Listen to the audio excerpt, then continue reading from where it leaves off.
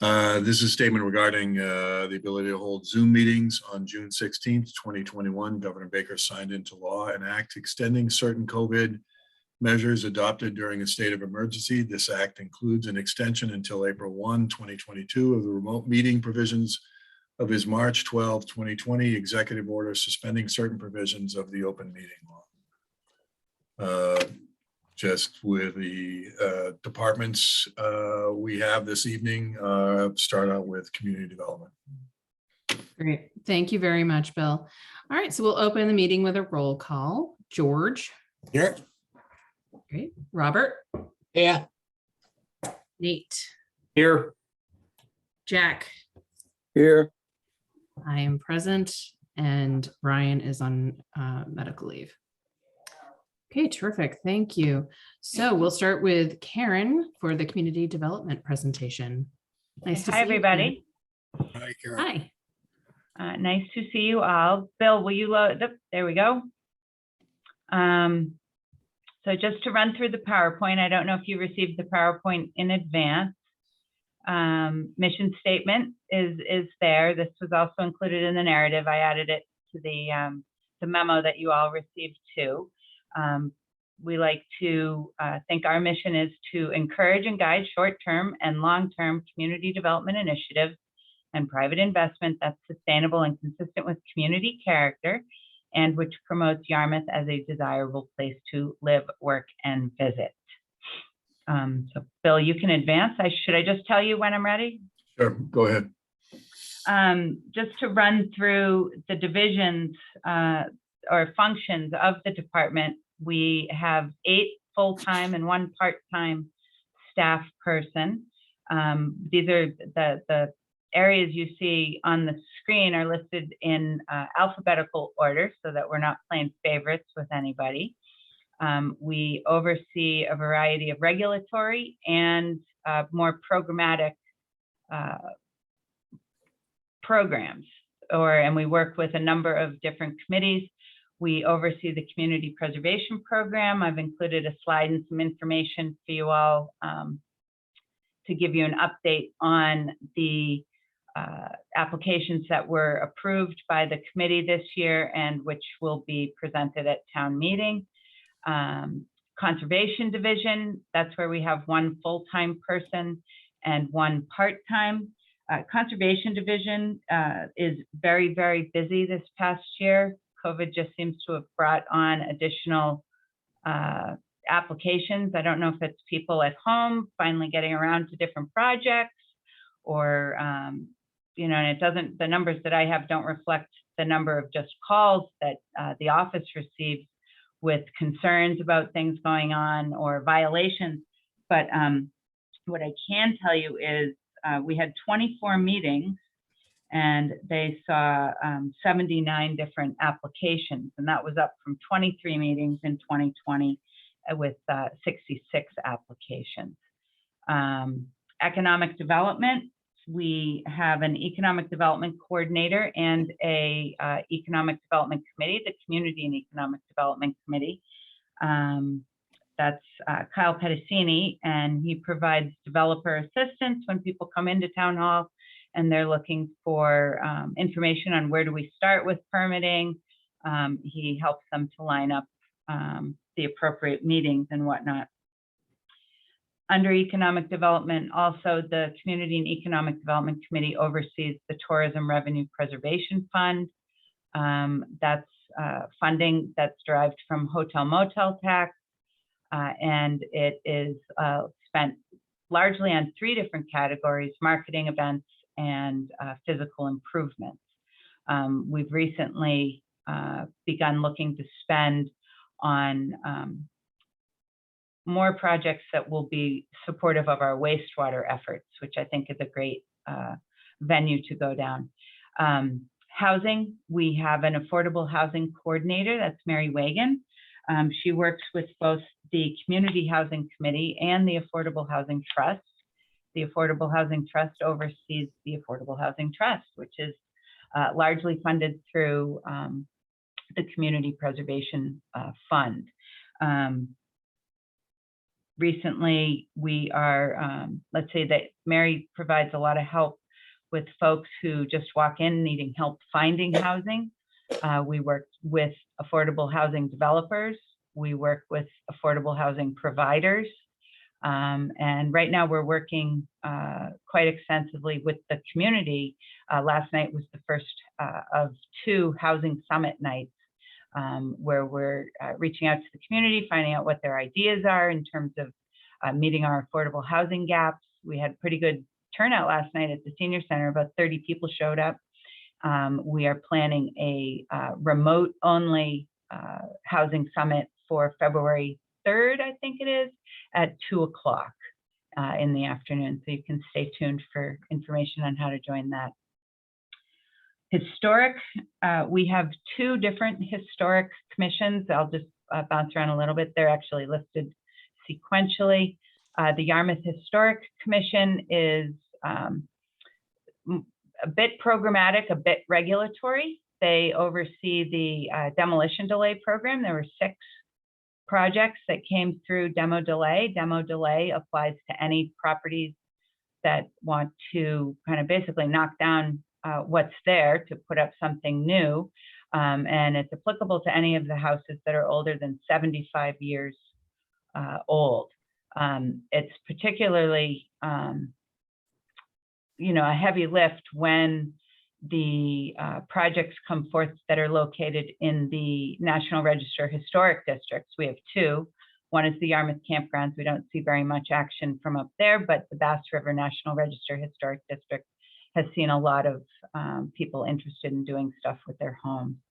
Old Kings Highway is applicable to all properties north of the Mid-Cape Highway. We have quite a number of parcels in that area.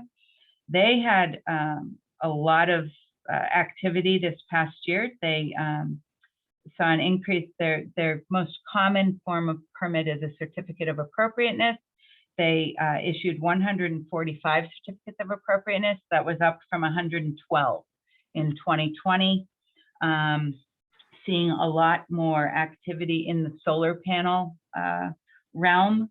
They also review demolitions that happen, and the office works closely with the building department to issue express building permits. Planning board, and I have Kathy Williams here tonight as well. Planning board met at least 23 times on zoning issues. They had a heavy slate of zoning articles for the fall town meeting, and they spent the better part of the year working on the visioning exercise, which hopefully everybody had a chance to participate in one of the workshops and or the survey. All of that information will be presented to the Board of Selectmen sometime soon. Last but not least is the Zoning Board of Appeal. And their number of petitions actually dropped a little bit. They went down from 63 petitions to 58 in 2021. Just to, give everybody a shout out, we also work with ad hoc committees. I didn't list on here the Drive-In Site Utilization Committee, the Water Resource Advisory Committee, or the Design Review Committee. But those are all other committees that we work with. This all involves, open meeting law and just a lot of customer service. So anyways, that's basically the Community Development Department. You can advance, Bill, please, and thank you. So this past year, I mentioned the visioning exercise that really did take up quite a bit of work and outreach. Special projects, the Riverwalk Park Boardwalk Loop and event space. We're working hard on that. Kathy in particular, together with the Drive-In Site Utilization Committee, we've moved forward working with our consultant Beta on design and permitting. The committee right now is meeting monthly, and it's looking good. And the committees, it's nice. We really do have a team effort, because while the Drive-In Site Utilization Committee is kind of spearheading the effort, there's a lot of outreach to the Conservation Division. They did they made a visit to the Concom informally, I think a couple weeks ago. There is a lot of coordination going on with the Community and Economic Development Committee, who are very interested in developing the event space and encouraging utilization of that site. Other staff, Jeff Colby from DPW, Carl Von Hohn. It's kind of an all hands on deck type of effort. Yankee Village is moving along slower than we would like, largely because of that heavy load that you saw in the conservation that I mentioned about the conservation division. That park restoration, we've been able to line up some additional funding through the Community Development Block Grant Program that will help us enable improvements at the 2 adjacent sites as well, where there's Mill Creek Park and Chasebrook Park, really to create one master plan for a holistic park. Then, of course, there's just ongoing regulatory and program management that I highlighted already. You can go ahead, thanks. The budget overview that's here, you can see we're on track for 22. Wages, so and I know you have the larger packet with the personnel summary form. Our wages are offset substantially through Community Preservation Act funding, tourism revenue funding, and the Affordable Housing Trust. Our expenses have largely stayed the same over many years. They are broken out into categories: professional and technical, and I'll come back to this one. Professional and technical, these are the things that where we may use for a consultant from time to time. It's not a huge pot of money, but we have been using it regularly to help offset some of the costs that come up with the historic properties in town. Those are the Judah-Baker Windmill, the Baxter Grist Mill, and the Taylor Bray Farm. Karen, could I interrupt you and ask you a question? Yeah, please. And I don't know if you saw the questions that were I sent. did see the questions. So that kind of goes to one of the questions that I had, which is that, request for kind of housing commission staff support. Is that something that could be funded through CPC? So Stephanie, I had questions on the historic, and is it eligible for CPC? So CPC can't be used for maintenance. That's the one thing that CPC money cannot be used for. We've been successful, unfortunately, when things get maintenance is delayed long enough, it's really a rehabilitation. So that's where we are with the Baxter Grist Mill. That's where we are with the Taylor Bray Farm. A source of funding that could be used is the tourism fund. We'd have to work with the CEDC to secure that funding. Right now, the costs are covered through our department budget in conjunction with DPW. Yeah, and it looked like they had looked for dedicated funding for education and outreach efforts as well. Is that something that can be funded through CPC? That might be more of a stretch. It's certainly something we can look into. I think that with the other costs aren't so extensive. So they would like to do some educational efforts similar to what we currently do with Old Kings Highway. Right now, Old Kings Highway, we do mailing through the water bills once a year to remind people that they're located in the district, and there's a set of rules that apply.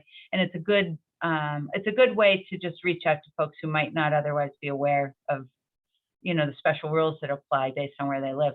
The Historic Commission would like to do that same kind of thing down to the historic districts to get back to that demo delay comment. I think it's something that the Historic Commission would be able to generate the content of the mailing. So it's really just doing the advertising. And I think that we could commit to covering that within the ComDev budget.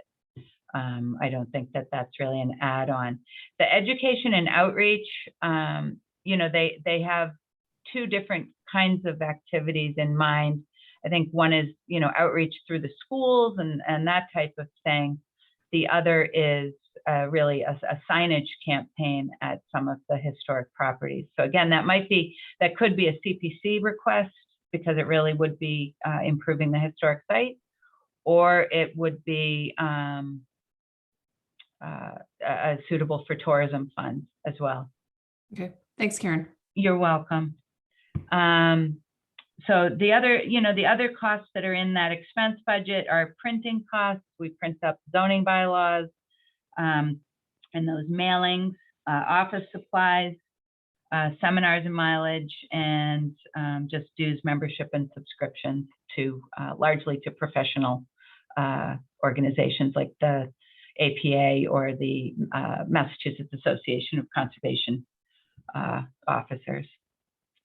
So there is, and I don't know, Bill and Bob, if you want me to jump into this, there is a footnote here because, and I think that Bill sent out earlier today a revised, I don't know if it was a budget detail or a budget summary page that you sent out, Bill, with revised figures. There's changes that we had wanted to include into the wage line here.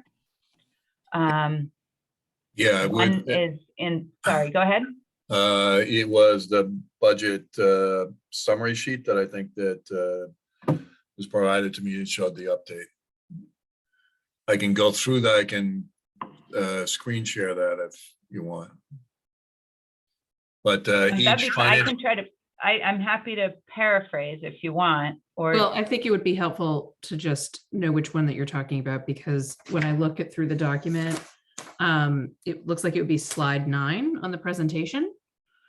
And I just want to make sure that we're looking at the same thing, apples to apples. So make I sure don't that we think can- it's slide 9, Stephanie.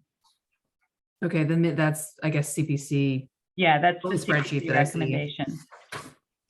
I'm not seeing any other spreadsheet. Bill, you've got that in a shareable spot? yes, I will stop sharing the presentation and I will bring up that spreadsheet. And this should be it with the updates, correct? That's correct. There's an So- amendment in the recommended budget that I sent this in from the budget in the original packet. The changes are in that 511,000 community development full-time positions. I think it was 457 and change. It's 462,822. And the part-time position is 22127. And that was amended to reflect an oversight that I made in the recommending the wrong figure for this, the actual wages of the department. So we've updated the figures to be more accurate. Sorry, Bob, can you just run through one more time what it was that you changed? Compensation, both of them are in the top, the compensation community development salaries. Mhm. And the 511,000 full-time positions changed from 457 and changed to 462,822. And the community development part-time positions went up from, it's 21,000 and changed to 22,127. And those are the accurate figures. So we're talking about $6,000, essentially. Yes. Yes, All right. I'm not terribly worried about that. Thank you. I just wanted to be correct with all the numbers. Okay, sorry for any confusion on that. Yeah, appreciate you highlighting that, though. Thank you. Yep. So that's real, I mean, the two, Bill, I don't know if you're going back to the presentation, really the only changes from 22 to 23 in our budget are, wages, and that's for the contractual changes that have happened, as well as we're anticipating a reclassification of the Economic Development Coordinator position to help add on some additional duties, including Green Communities Act oversight. And then the other add was a $1,000 increase on expenses, and that covers additional advertising costs that we're anticipating. The Register is not taking our legal ads anymore, so we have to go to the Cape Cod Times, and that costs a whole lot more. I think we're on the next slide.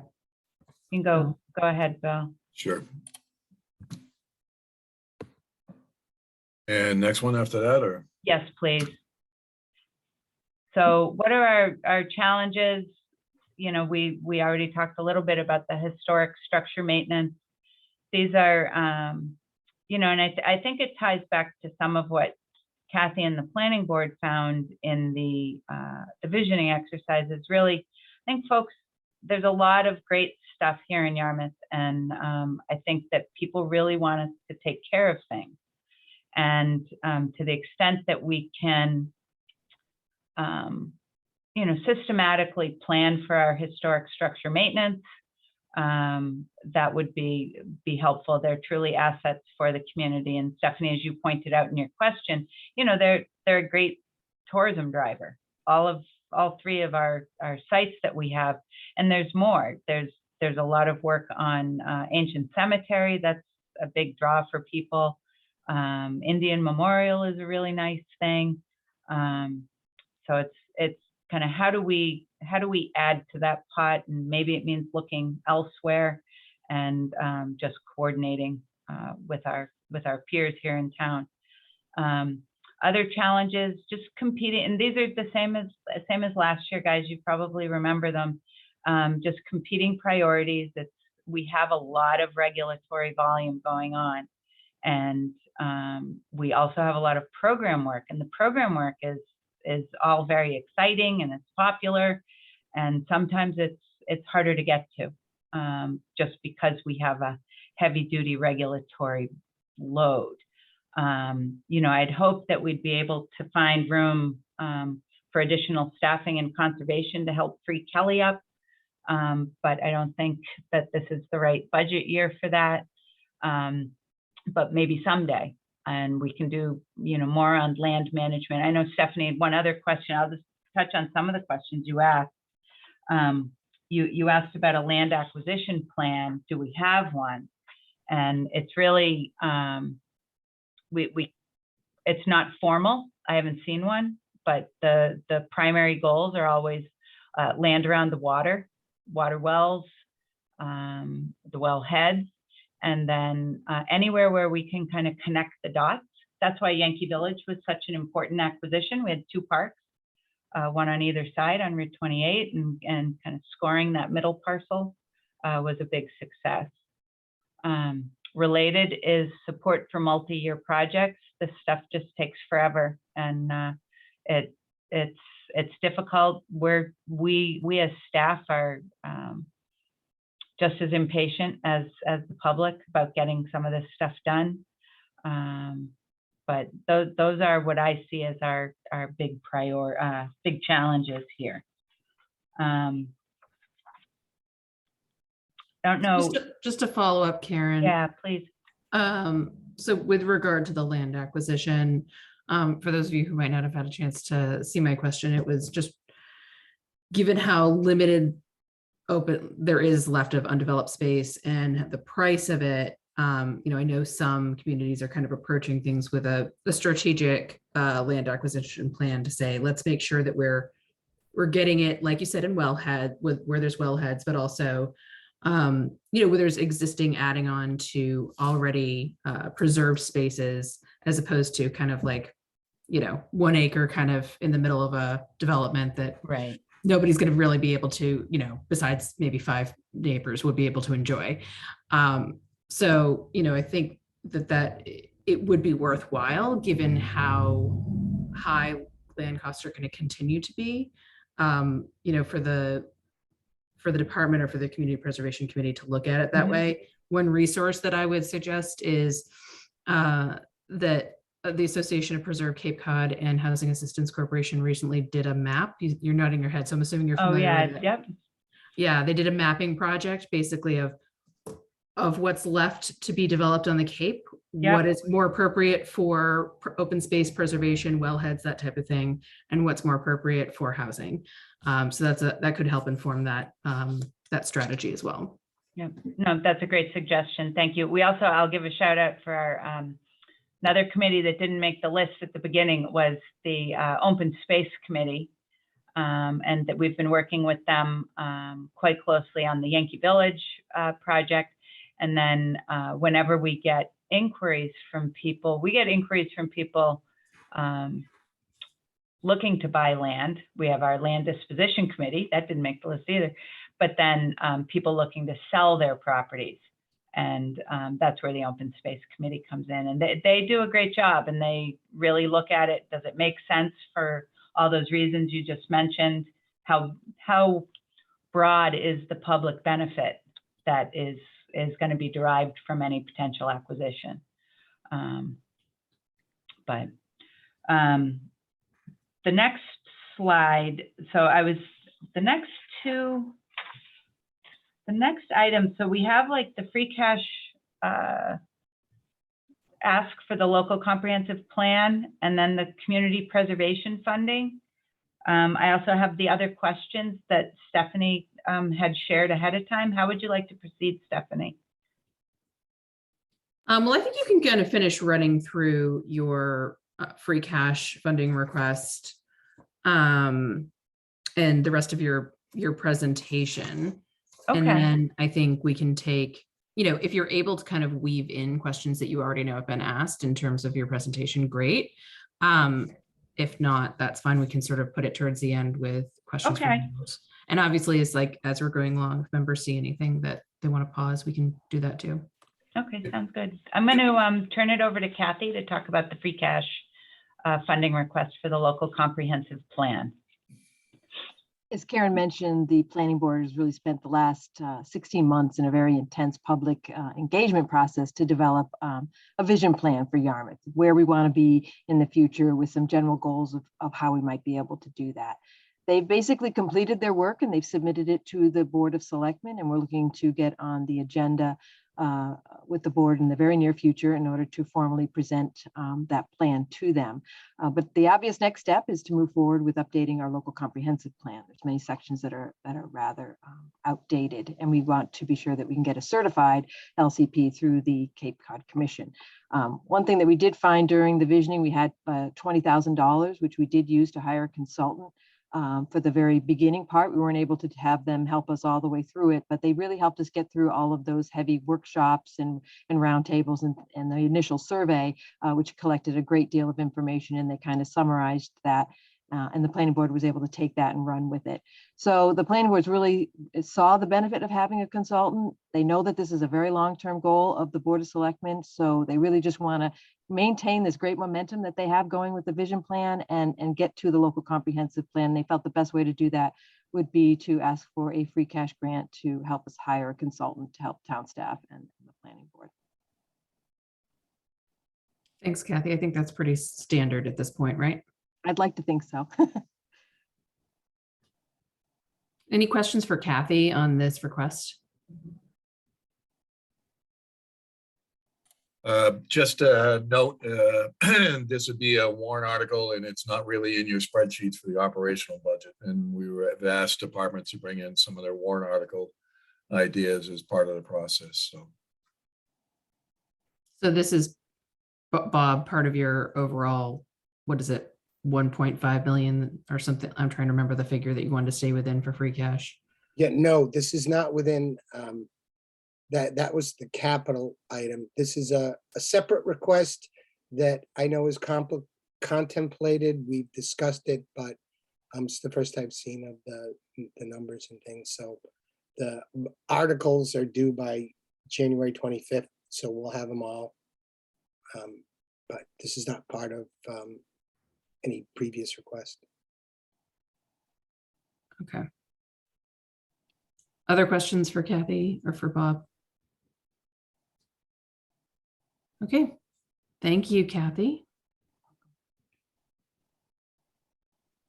All righty. So this is the standard, budget presentation template. So recommendations to consider for addressing future challenges. Just, I think this visioning exercise has been very helpful. I think the local comprehensive plan will help to keep vetting and identifying the priorities and really the will of the public. What do people want us to be doing? I think it's really worthwhile. We've made some progress on moving forward with electronic permitting and record keeping. I think getting to one of your questions, Stephanie, about the economic development coordinator and what are some other priorities, aside from broadband, I think making the permit process, easier every chance we can is a good thing. I think that we have very good guidance in place. I think that if we can educate folks on the process and help explain the rules, that would be helpful, and just sharing information. And then last but not least is just building staff capacity to provide opportunity for growth. We, unfortunately, we lost a good staff person this past year in our historic office. We were successful getting a replacement who's dynamite, but it's something I'm cognizant of, is wanting to keep things moving forward and help building capacity just as we go forward. And some of us are getting older, and just helping folks to grow within the position to help create a strong workforce here at Town Hall. So you can go to the next one, Bill. And Karen, are there any potential revenue generators that, if you had an investment in more staff, or you had an investment in a certain type of technology or something that, it's it takes money to spend money, right? So if there was a concerted effort to invest something in one of your departments, and is there anything there that could potentially serve as a revenue generator? I think that we have done some through housing, Stephanie, and we have the Ready Renter list that's been pretty successful in helping to fill smaller scale affordable housing developments where the developers are, it's kind of the cost of advertising and filling open properties. If you have an apartment or something like that, that can be hard. It can be hard to navigate. It can be expensive. And we've done a good job. And we have a couple other subscribers. I think Falmouth might have subscribed to fill some units. Barnstable, Dennis, I think, did at one point. Other areas, it's something more for us to keep thinking on. But I think housing comes to mind. We have some strong institutional knowledge going on there. Yeah, I can see if you're charging other towns for it, how it would be a revenue generator.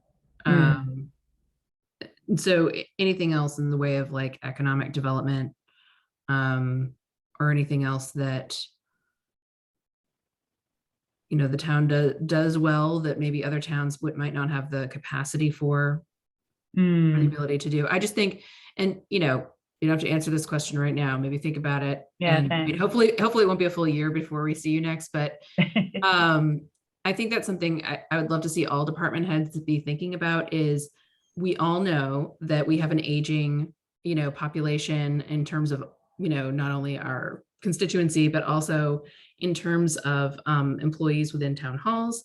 We know that the price of housing is going up, and therefore the cost that municipalities have to pay for housing stipends and other things is going to increase, or wages.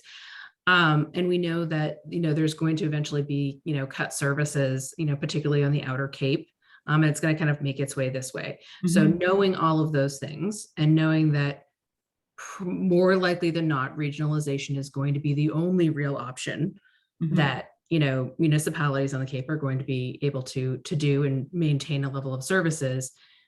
Can we position ourselves in such a way that we are poised to offer some of those services, charge for them, and have an additional stream of revenue that we can put towards growing those departments, Yep. towards wastewater, et cetera. No, I will keep thinking on it, and I'll work with Bill and Bob as well. So, Thank you. If I may, inherently, there are issues that have inherent conflicts. So economic development, you always want to try to create jobs in the region, but if there's a company that is advantageous to the town, how does the staff decide when they're working with multiple towns? So, because we want them here. Yeah, so I've seen those sort of conflicts arise as people try to do economic development in a region. So sometimes it works better as a county or a regional planning agency, but less so as a shared town. So you have to watch out for the conflicts to the extent that it would be advantageous to have that skilled staff in your town versus another. So, but then there are other services you can provide that are good regional. Yeah, licensing is one that comes to mind. I think that's pretty much it for my questions. I think I had one other, which was just about, well, but it's on the CPC, so we can talk about that later. Okay. Bill, you can go to the next one.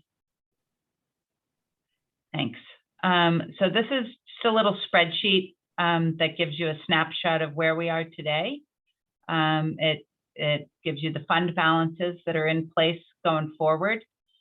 We've projected FY23 appropriations just based on the levy number that's being used in the town budget. If we add the fund balance on top of the FY23 appropriations, we have, a healthy community preservation fund of $3.8 million.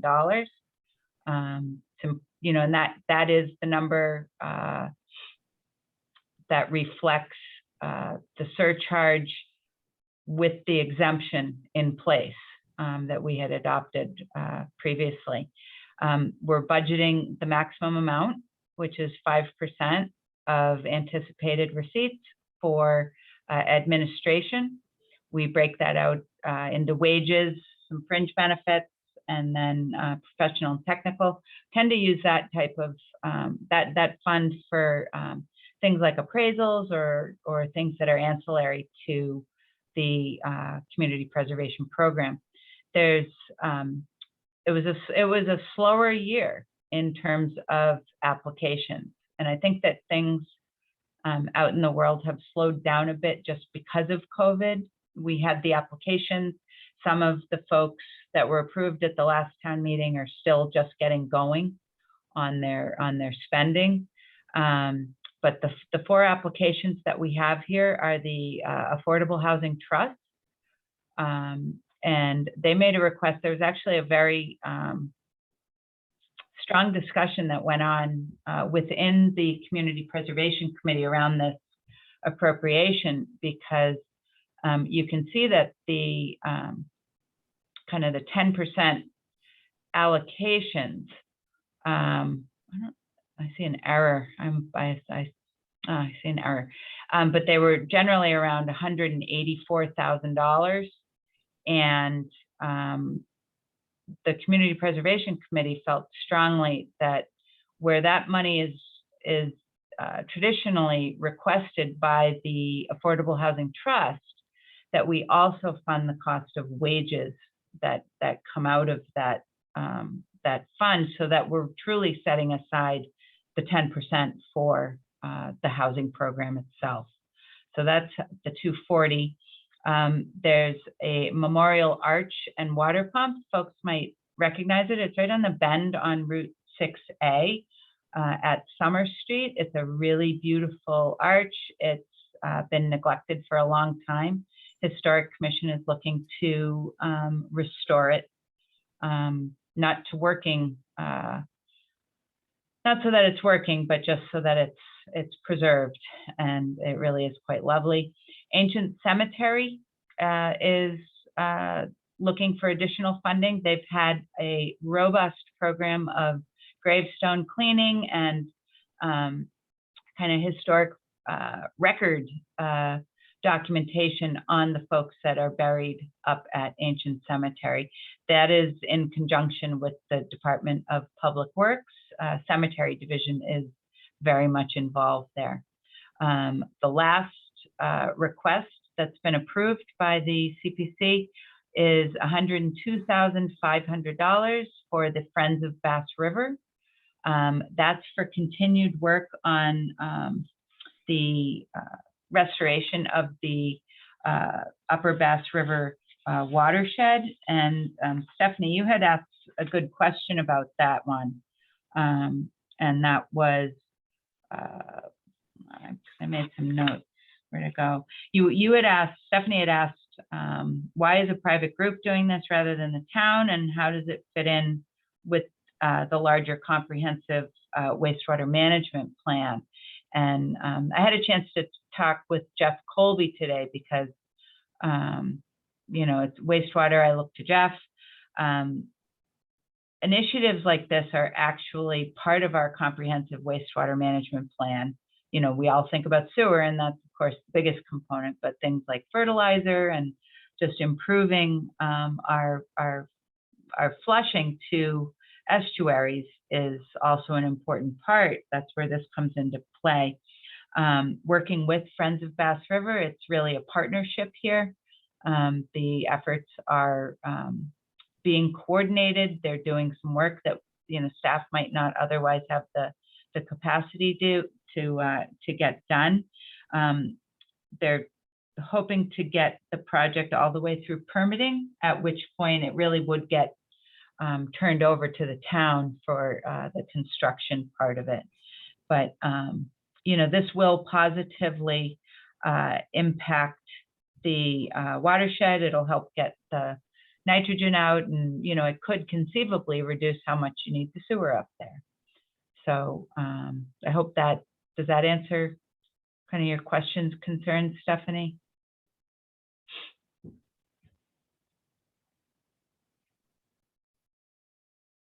Sorry, I'm having Zoom issues.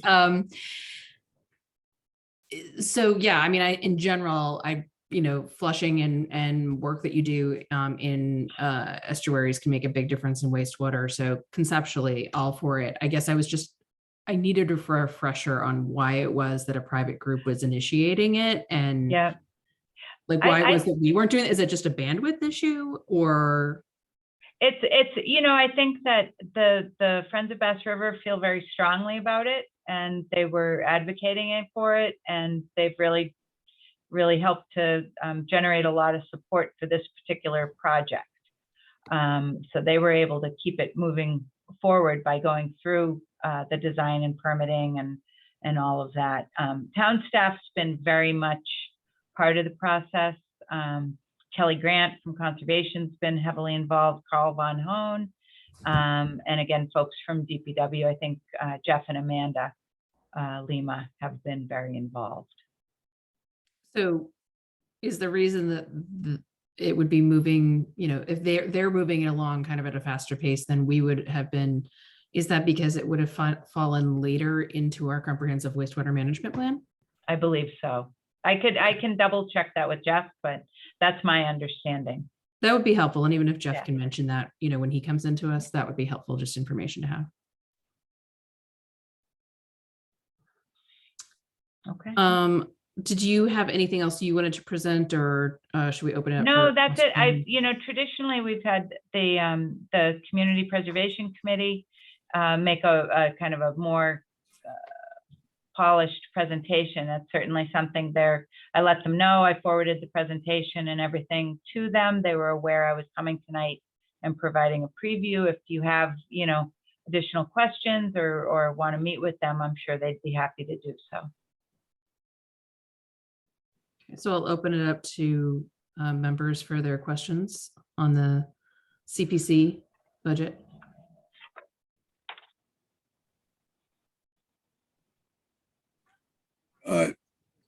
Karen, I think you answered my question. I was just curious what this related to and how you relate this to the budget book numbers. But now I understand this is the funds that are raised with the surcharge on the property tax And you're just showing us how you disperse that.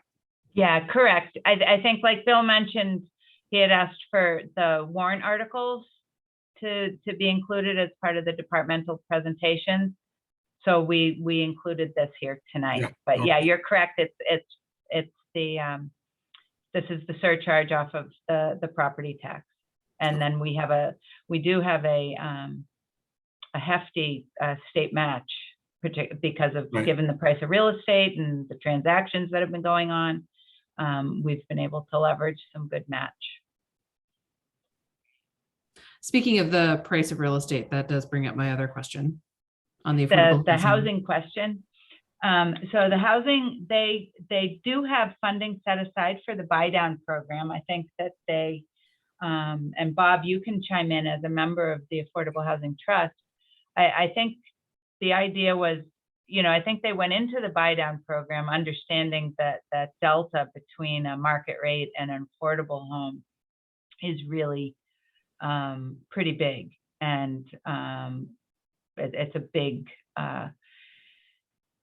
big subsidy to be spending for one unit of affordable housing.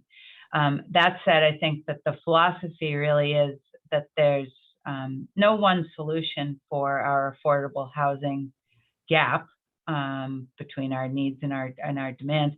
And the trust is working on a number of things. I mentioned the Housing Summit. They're looking for new ideas, want to know which direction the town wants to go. Does the town want more multifamily housing on Route 28?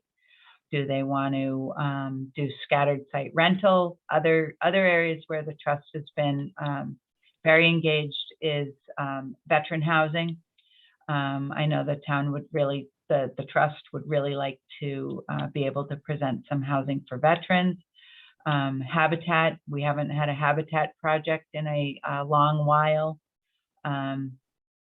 They're also looking at town-owned land. They were considering buying some government land from the federal government up on Route 6A right by Peterson's. That land, I think it was owned by the FAA. They were thinking to buy that and turn that over.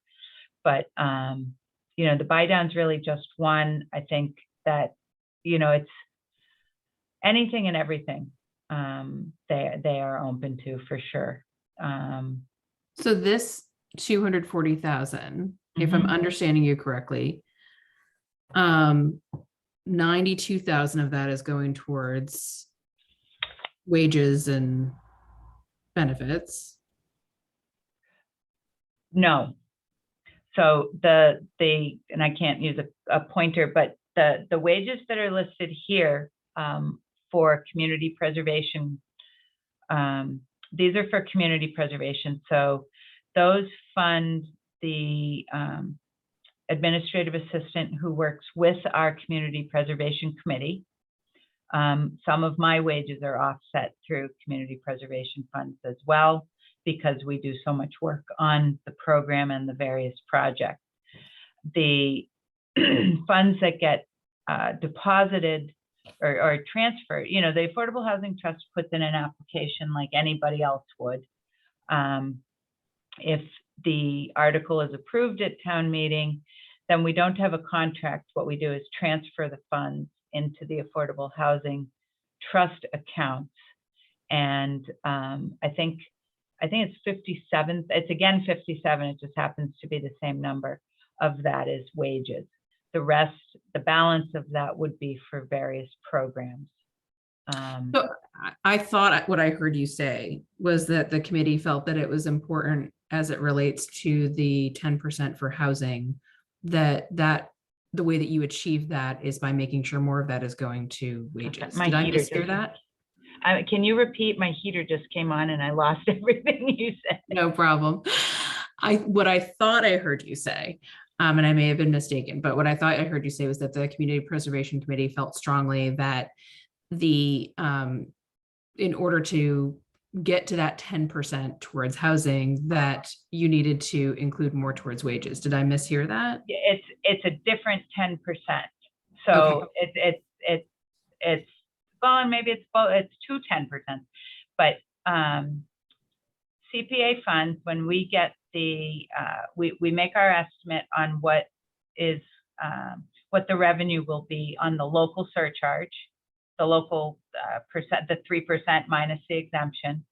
We add in the match, the state match that comes in, and then we set aside the reserve funds. And so there's 4 ways you can spend CPA money. 3 of them have dedicated reserves and requirements that at least 10% of the revenues go into those funds.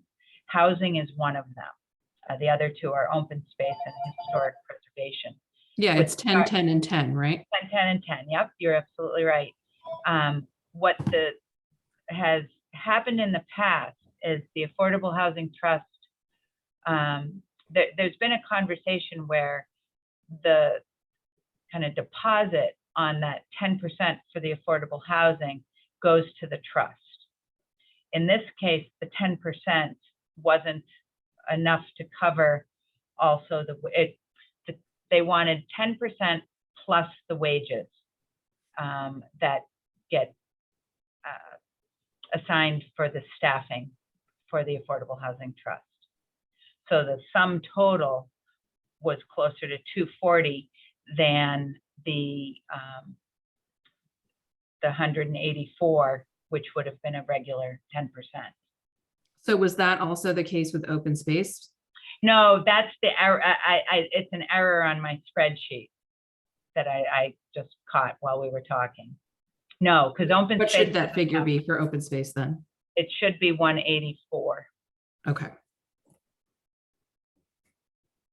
I'm going to double check these figures and I'll get them to Bill and Bob for you, just so that it'll make me feel better. To Okay. make sure we have the right numbers.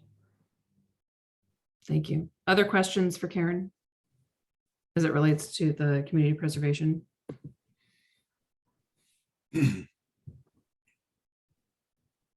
Or I guess we could just open it up to other questions just relating to the departments within her division or the divisions within her department.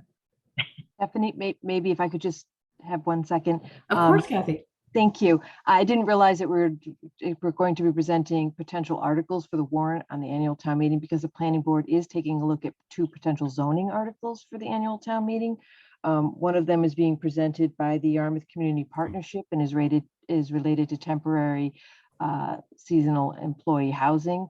And the planning board is also looking at some zoning amendments to clarify short-term rentals with regard to them being allowed in town, in addition to maybe putting some specific types of provisions on them with regard to parking, occupancy, and other things to regulate them a little bit more. So they're still in the process of flushing those out, but there are 2 zoning amendments that the planning board is looking at right now.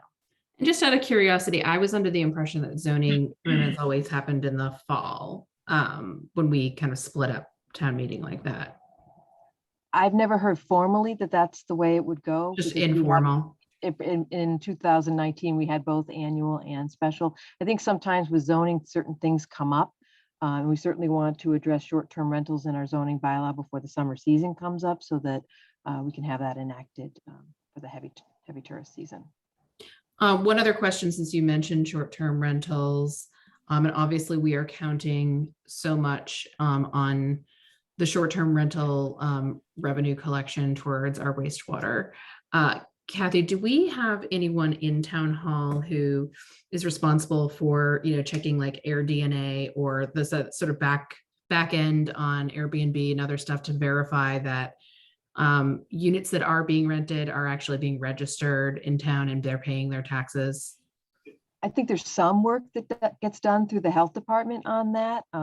It gets back to workload as well. People who are doing these rentals have to register obviously with the state, and there has been some checking with regard to people who apply for our local licensing for rentals, as well as those who are on the DOR list. And I think there has been some sporadic perusal of different places to see if they are properly registering with the town, but there's just not the staffing level to do all the inspections, to do all the permitting, and then also do an extensive amount of checking in that way, is my understanding. Okay, thank you. If if I may, the warrant articles we'll be looking at now and moving forward are sort of a fiduciary nature. So the ask for the 150,000 and other things, we'll be looking at that. I mean, I know the planning board has a process for warrant articles, so they wouldn't necessarily be in the purview of the finance committee because there's no ask per se. Just being related to short-term rentals, exactly as Stephanie Right. said, and relying it on a revenue source for our wastewater. I just wanted to be sure you guys were aware of it, that's all. Thank you, Kathy. George? Kathy, do you have any sense of what portion of the short-term rentals are not reporting that they are? What I'm trying to get at is how much, just a wild ass guess, you don't have to be specific, but how much revenue are we losing? That's really hard for me to say. I think the people in the health department might have a better understanding of that. I do It's know not that chump the- change though, is it?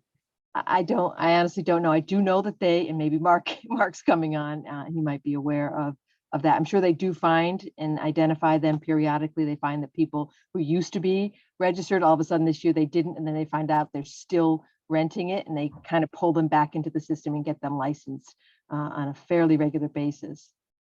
I mean, what I'm essentially getting at is your response is, we don't really know because we don't have the staff. And I want to make sure that this is not a huge revenue source that we are missing. Because damn it, there's a reason to hire the staff, if nothing else. Yeah, that could pay for itself and then some. Right. Yeah, if I may, to Kathy's point, it's actually the health department that manages that with the building department permitting. So both Mark and Bruce are up next. I think we can probably take that up there to get Okay, more direct. All right, that sounds good. Any other questions for Kathy or for Karen before we move on? No, well, ladies, thank you so much for joining us and for your presentation. And hopefully we will see you again soon at town meeting, if not sooner. All right, Thank thanks you. so much. Thank you. Have a good night, everybody. you too. All right, so we've got building next. I'm going to go building and then health. Correct. Great.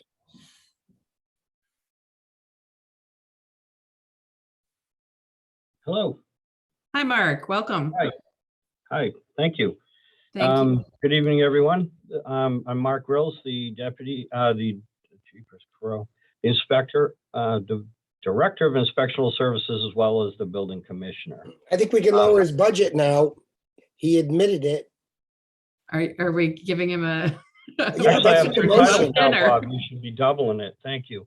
But moving on. So thanks, Bob. I love your support. So the mission, I'm just gonna read. I sent a memo. I understand it was late. It's just crazy busy down here, but I'm gonna read from the PowerPoint, and then the memo references the PowerPoint sort of, or you can follow it along through there. But in any event, the mission statement is the building department's primary role is public safety. We protect the lives and the property of the residents as well as visitors to the town of Yarmouth. We contribute to the economic development by educating the public through equitable enforcement of the Mass State Building Code and all local bylaws that are under our purview.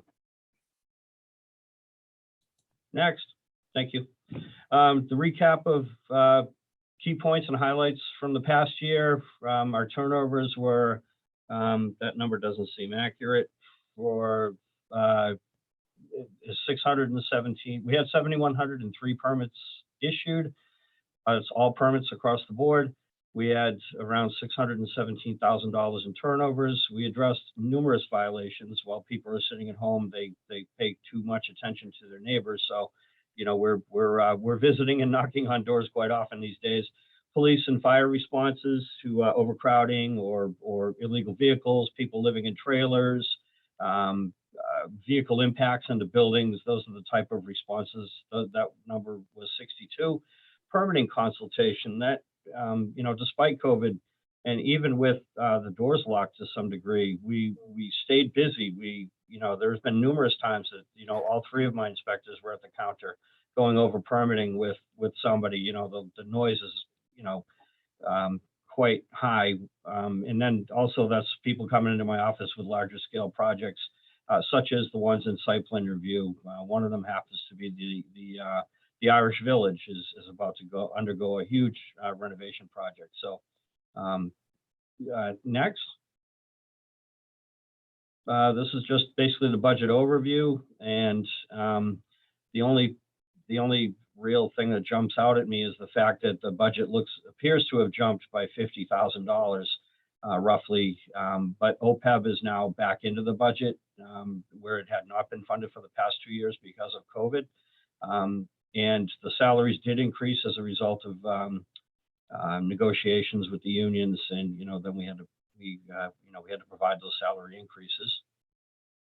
All right. The changes, there we go. Salary increase are negotiated through the collective bargaining agreement process. The building department organization has been modified to allow for a deputy building commissioner to take a little bit of heat off of me to deal with the shed that's built too close to the property line. And a building inspector, one of my inspectors, Tim Sears, has assumed the responsibilities of the position. The existing full-time inspector position, which Tim vacated, is now being downgraded to a part-time position. And there's a $20,000 number that I can't find in the budget, but Ed assured me that it was there, so I'll take his word for it. And that's to pay for that part-time position. This position is expected to remain a part-time position in the short term, although as permitting increases, we're finding it more and more difficult to deal with large issues such as violations and things of that nature that take an extensive amount of time, which actually have no fee associated with them. So writing letters and appearing in court, we don't get to collect any money as a result of those visits. All right, next. Trying to make this quick. Everybody looks so excited. Challenges facing the departments. Both departments, building and health, have seen a steady increase in the volume of phone calls, permits, and licensing, just to name a few. Staff is just, you can feel the stress levels, and I can hear it in their voices, and because everybody, I think, really does want to do a good job, but when this much work hits you that fast, it's hard, and people get frustrated, and that's understandable. Maintaining the ability to provide a level of service that the public has come to expect. Staffing levels in the building department, the spreadsheet I have in front of me shows that we actually have one less person than we had in 2010. And although permitting has certainly increased, we're also having a major issue with our documents that we receive on a daily basis, as we have no place, once they're scanned and put into Laserfiche, we have no place to store them. The water department building over on Union Street is full. We are working on going paperless to the best of our ability and still meet the records retention law requirements. And by that, we're implementing OpenGov across the town, and building health, Karen's offices, we're all going towards this online permitting system where the current system doesn't allow that large of a file to be submitted when you apply for a building permit application. So people are still coming here. And when we receive paper, we have to store paper. So I'm trying to get away from that to the best of our ability, but some people are hard to change. But with the new program, which has taken a stall, we're hoping to get out of the paper storage business, but we're not going to get away from it completely. Another challenge is training of staff for the new permitting program. While we're this busy, we have to conduct day-to-day activities. People don't care that my staff isn't training. They still want their permit when they want it. They want someone to show up at their neighbor's house and give them a ration because they don't like listening to the music levels, or there's 15 people living in a single bedroom. Those are the types of calls that both Bruce and I receive. We are continually prioritizing violations. Not all of the violations are addressed in a timely manner due to the staffing levels. Okay. The recommendations that I have would be to consider staffing levels versus the workload, increase the overtime budget that we have. We currently have a $10,000 overtime budget. We had an additional $10,000 in there pre-COVID, which was removed as it was uncertain as to what the receipts would be, so that it was removed. But that budget with the staffing levels that we have, allows us to accommodate training opportunities as well as additional workloads on weekends. They're scanning things that we have a year of scanning that hasn't been done. And we also get call outs. We have, there was COVID tracing. I'm not so certain that that's being done. Restaurant visits, there's dog bites. That Bruce, I'm sure will talk about that in his presentation.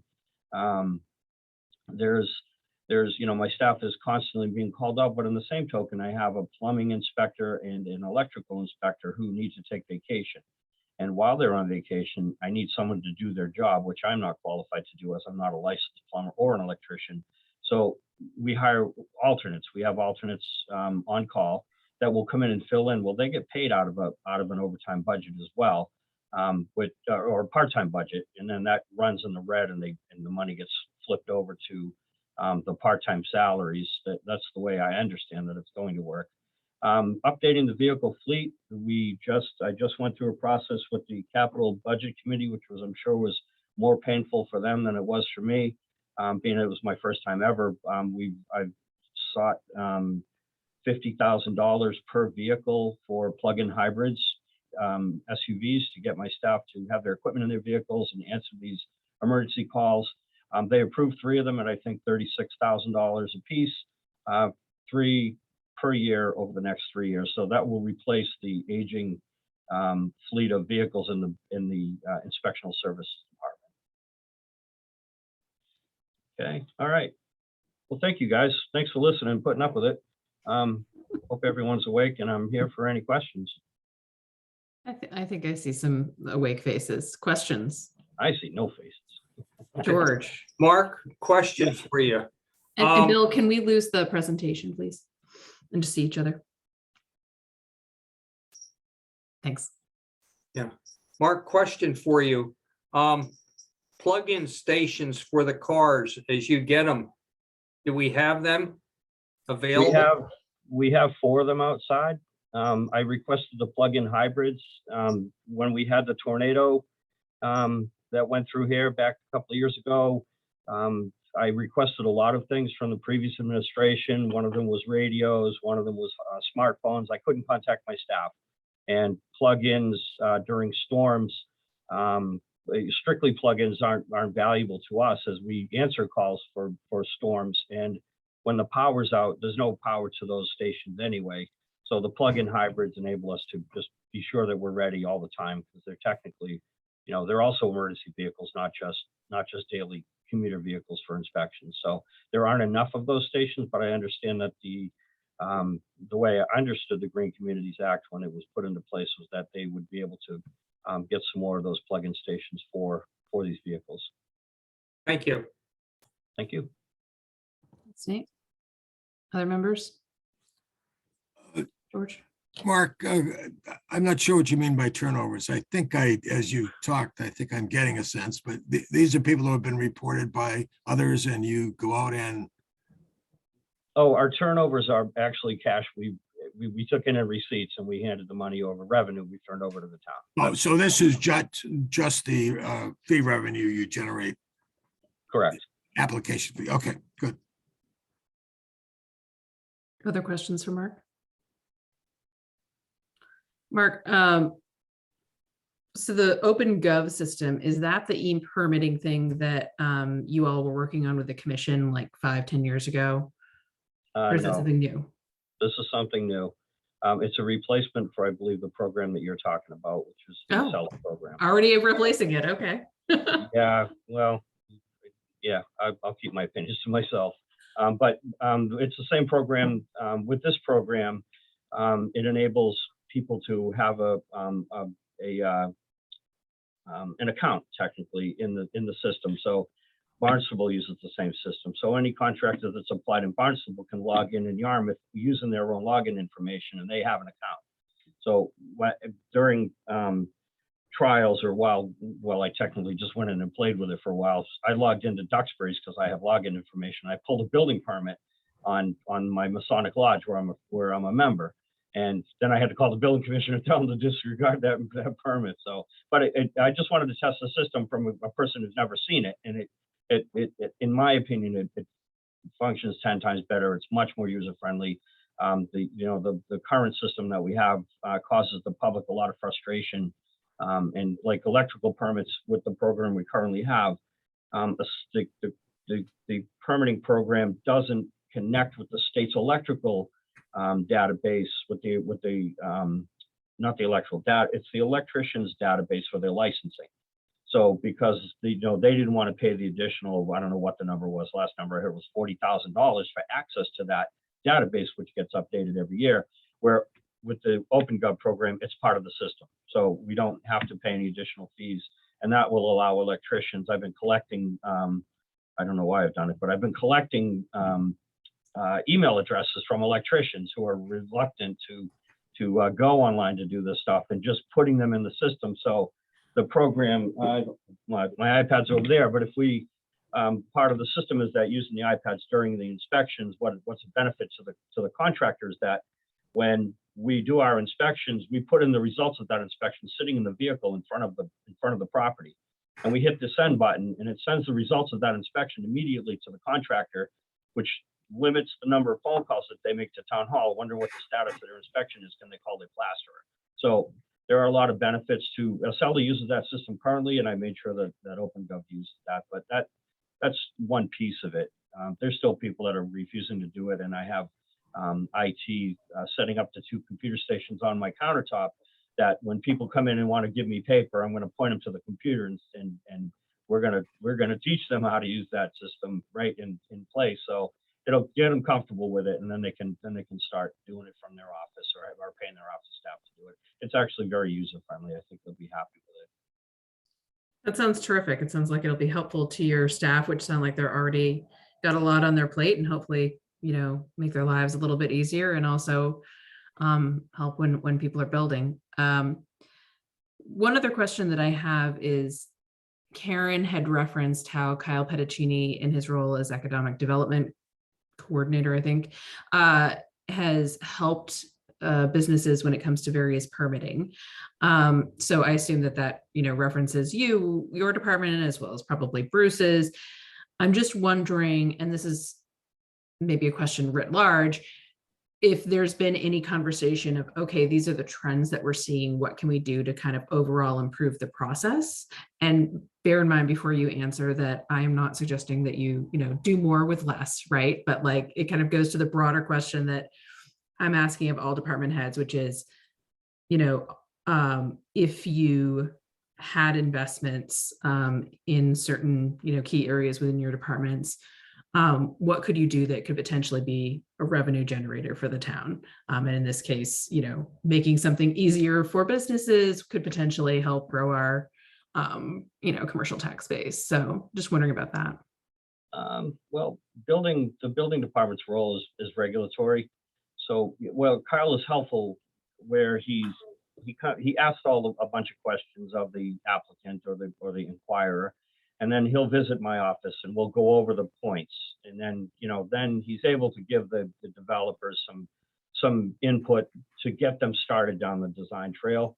As far as, increasing, bringing in more revenues, we pretty much charge for everything that we do already. So we could increase fees, but then you run the risk of you create an underground economy. People just stop pulling. That's not what I'm referring to. I'm talking about in instances where, and I guess, with certain department, towns do it differently, town by town, but there are certain services that potentially could be offered to other towns to do it for them and charge them and then make a profit on it that could go back into the town's coffers.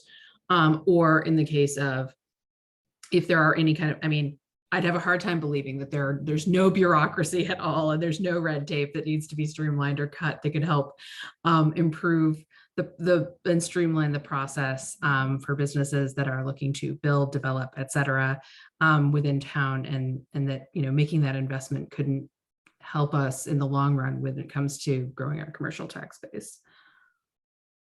That's what I'm referring to. Well, we can certainly look towards that. Well, like I said, everything's regulatory, and I think by making the process maybe not necessarily easier, but defining the process, and instead of just throwing a roadblock in front of somebody, what my staff is required to do is to point them in the direction that they need to go in. If you have to go to the Board of Appeals, that, you know, that's what you have to do. I'm sorry, but, you know, we'll help you get there. We help you with the application. So we try to make it as painless as possible, but, you know, it's never painless. You know, I don't know if I'm answering your question properly.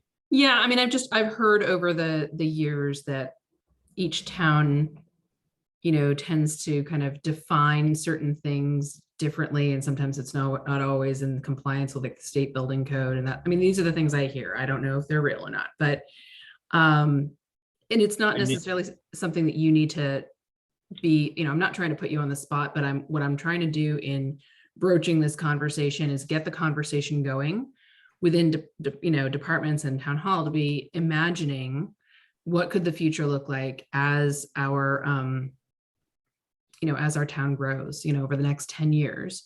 If we were to do, if there's something that, you know, like, hey, if I had this software or I had, you know, 2 more people, I could do X. I don't know what X is, right?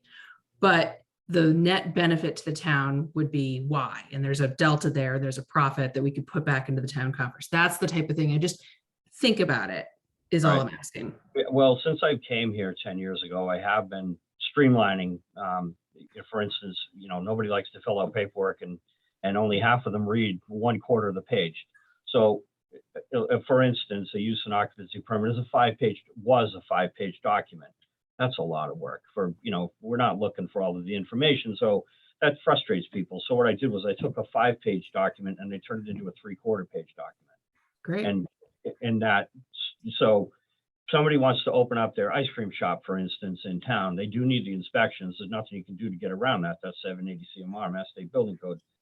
But the process to get the departments there to do their inspections is shortened from, as I said, a 5-page document to a 3/4 page document.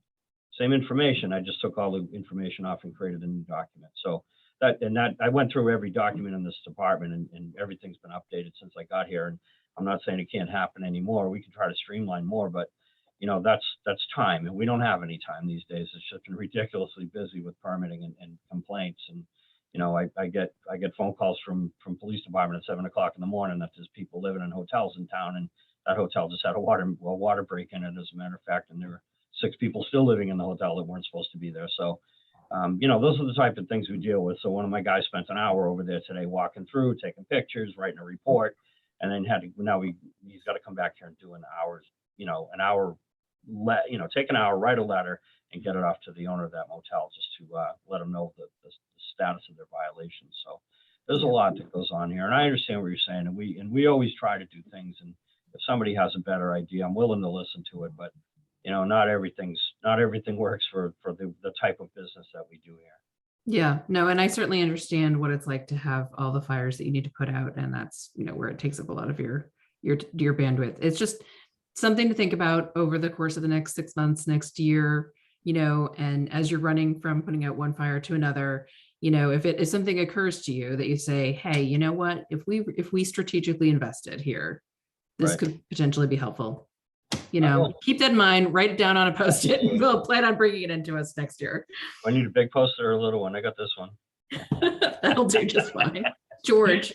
Let me Go just ahead. reinforce what Stephanie is saying here.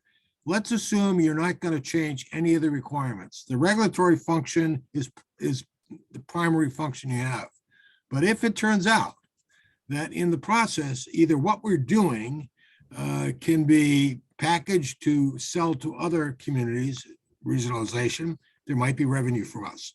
That's not your primary goal. Your primary goal is to regulate. Second of all, if because of the way you do it, and whatever attracts more property owners to Yarmouth, then we have more property tax to be collected going forward. But nobody's saying don't regulate to achieve those 2 secondary goals.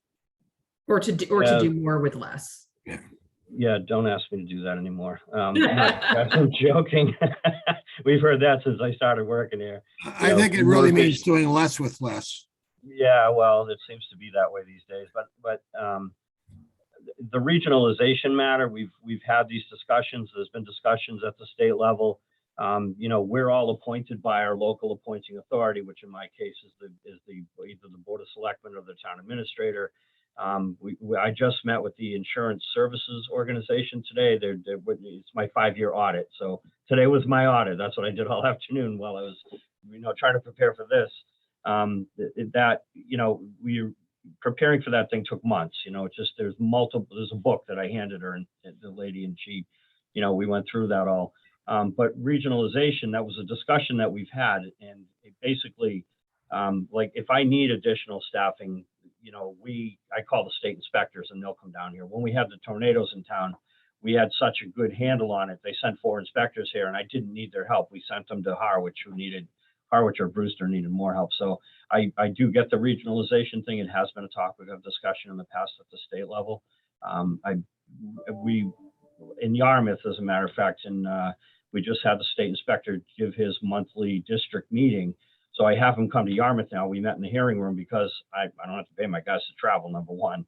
And then I can, we're centrally located on the Cape, and, we've had these discussions and we bounce ideas off each other, and there's 25, 30 people in the room trying to figure out what's a better way to do it. And we pick up ideas from each other that way as well. It's it's very difficult to manage doing what you need to do and then satisfy the public at the same time. Nobody likes to be told they need to do something, but luckily for us, I can open up a book and say, well, this is what it says. This is what you need to do. In some cases, there is no deviation from what that book says. So I do appreciate the input, and we're always thinking like that. We're always looking for ways, because if it makes it easier for them, it's also easier for us. So, we're trying. Yeah, I mean, the state may not, be pushing regionalization now, but it could again in 5 years, or there could become just a need amongst Cape towns because of all the dynamics we have to deal with economically.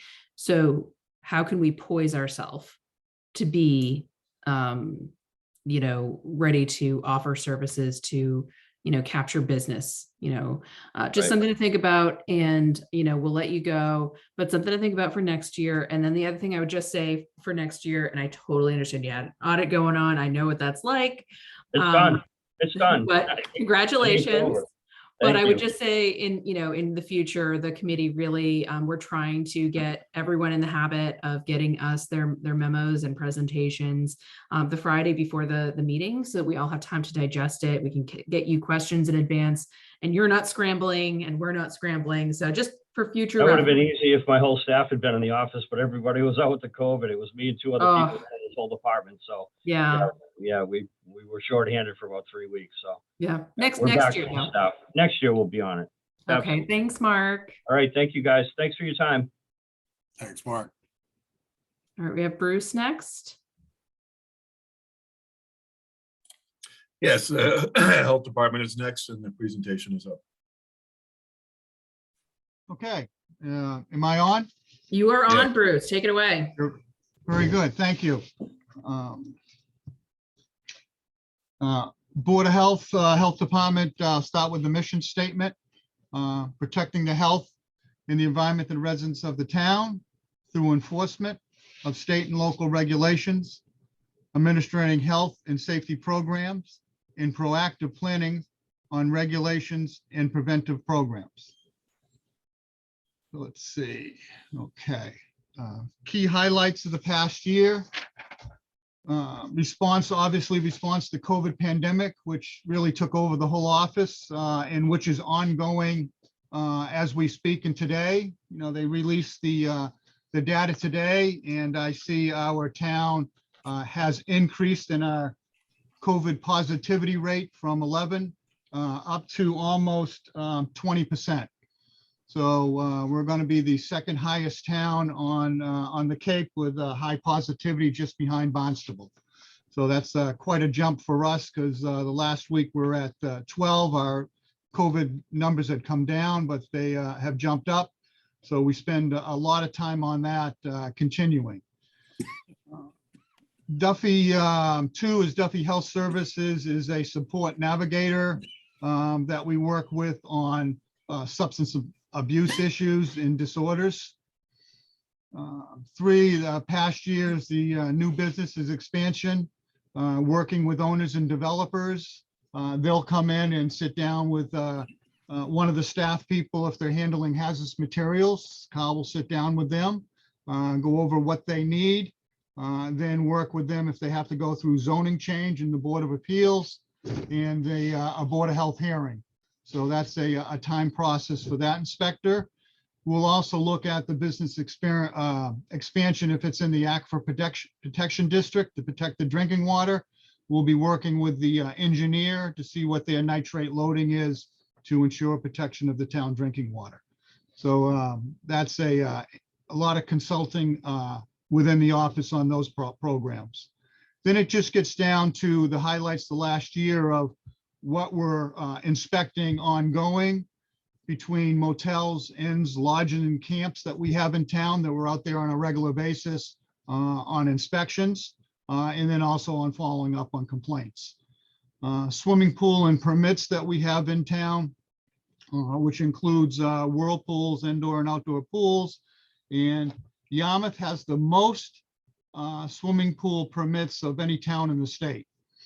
So that's a very area that takes top priority because it's a lot of safety issues to make sure everybody's staying in compliance with that enforcement.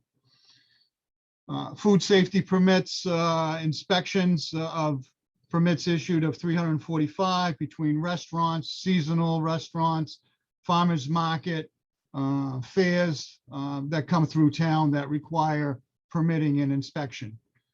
And then housing rentals that I'm going to talk a little bit more as we go through the program, that we're right around 3,400 housing rentals, which we've seen an increase from the state short-term rental bylaw, Airbnbs, and keeping track of that.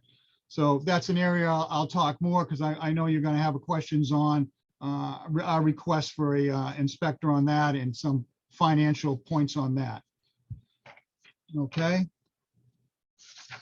Overall of the budget, I'm just going to look at what's being requested 2023. The salary increase shows the request that we're asking for a second housing inspector. Expenses remained level funding. There's no increase in any of the expense line items. We do have human services placed back in, requesting that to be restored at $60,000.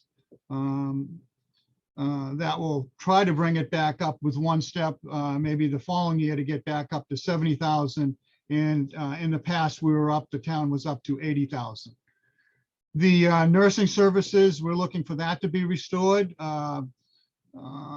which it was not in last year. And that's the VNA that we use in town that goes out and assists people in the home as needed. Okay.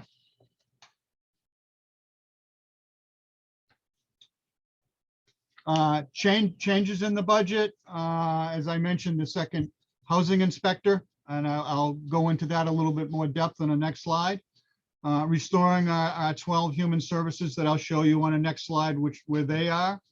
The expenses, we feel good, keeping them at level funding. We keep a close eye on all the expenses from working with each of the inspectors and the secretaries to monitor that. The overtime, that will be an overtime budget that Mark mentioned that we have, that's used for any overtime. And what we have now is one of our inspectors that has to do animal inspections, which is quarantines. We've been unable to fill the animal contract inspector for about a year now, which is a part-time inspector that goes out and does the quarantines for the number of cats or dogs that need to be quarantined because of either biting or tangling with a wild animal. So a lot of those quarantines need to be done after hours, after 5 o'clock. We have to check them the first day, and then we have to go back and check them in 10 days for any possible rabies. The people usually are working, so they ask us, can you come out at 5:30 when they get off work? So we try to do that. If we have to send out a person, obviously that's overtime. Sometimes the 10-day quarantine comes up on a weekend, a Saturday or a Sunday. They're looking to get their animals back out so they're not cooped back up in the house, and they would like to have them inspected. So we ask one of our staff person, would they go out to do an inspection at that time? Right now, we're looking at obviously the overtime budget, what we have. And if not, if it's not some flexibility in it now for the rest of the year, we'll just need to tell people they would have to be home during town hours for an inspection. We do get a lot of pushback on that when they tell us that they're working a job and they need to work 1 or 2 jobs and they can't be home at 4 o'clock for an inspection or even during the week. So that's a tough one we have to discuss with people back and forth, but that keeps us busy with the quarantines. We probably average, it goes up and down. I mean, last year we had 83 quarantines that we needed to address. The year before was only 47, but in 19, it was up to 93 quarantines. The year before that, it was 102 quarantines. So very time consuming position of one of our inspectors. And the next one, OPED expenses added back in the budget. Mark mentioned, so that's why you see a little bump in the overall expenses, even though our regular expenses remain level funding. Okay. Challenges, obviously flu and coronavirus are still with us and looks like they will be with us for a period of time. And as I mentioned, our cases are going up, where we just saw almost 600 cases over the last 2 weeks keep increasing. So tobacco and vaping, that's something the Board of Health looks at to make sure they're in compliance. Substance awareness is a challenge. We need to get back into that. That's been an area that's been kind of on the back burner the last year. Health staff has spent pretty much all our time on coronavirus. So we need to get back into working with our town YSAC, Yarmouth Substance Awareness Committee is back and active again, more so than it had been. Working with the county substance committee. So that's an area that we need to get back in. There is concern in town on opioid use and substance use that we need to deal with that. And we need to put more education out there, working with the schools and working with the community. The Duffy program, the recovery support person, people can reach out to that person directly. Right now it's a kind of just a little less than a part-time contract position through Duffy. And we reach out into the community in that. So that's a big area, a challenge for us to get back out. Cyanobacteria in the ponds is new from, you probably saw that in the front page of the Cape Cod Times, the water quality report on ponds from the other day. We saw the bacteria in Long Pond this year, and we needed to close 3 swimming areas in the fall, a little late summer when it warmed up. So we see that as a real challenge next year as we also work with the APCC on the water quality testing. And I'm sure they'll pick up more of the cyanobacteria. So that could affect the swimming areas. People are very concerned, especially the people that live on the pond. Does that affect their house values? People that are renting around the pond, all of a sudden the people come down to rent, or whether they're on the pond or just in the neighborhood, they can't walk down. They said, well, gee, you just rented it to us, and now we can't use your fine pond. So, we hear a lot of those questions when we're down there posting the signs. The funding for that, APCC is charged the town for that funding to do the testing. Carl at Natural Resources worked out a testing program with them last year and really kept the costs down. That money came through wastewater. Working with Jeff Colby, they used some of the funding within the wastewater for that program. But that will be an increase in cost on that as they do that, along with posting the signs.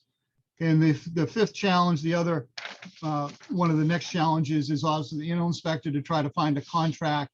Animal inspector, very difficult to find somebody to work part-time because you're not sure, it's not a set hours, not the set days, because you're not sure when the animals, dog bite or cat bites are coming in. We've discussed, I've discussed with town administrators that maybe that's something that we need to look at, possibly shifting over to the animal inspector, dog officer that's working 7 days a week, that they might be able to pick that up. So that might be a shift over cost to save us some overtime and free up our one of our health inspectors.